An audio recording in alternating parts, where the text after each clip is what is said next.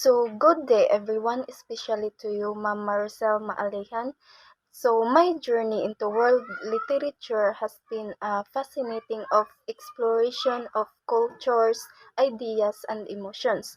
So, from the epic poems of ancient civilizations to the more modern works of contemporary authors, each piece has enriched my understanding of the human experience.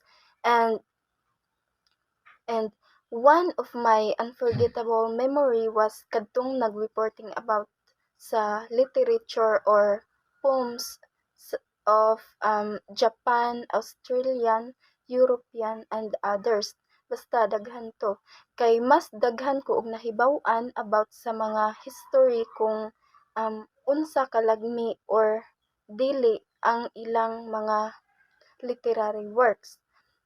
So, it was a revelation of how storytelling can blend reality and fantasy to create powerful narratives.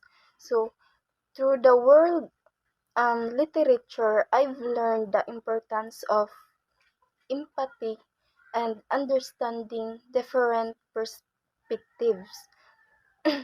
Stories from diverse cultures have taught me to appreciate the richness of um, human diversity and to embrace the complexities of life.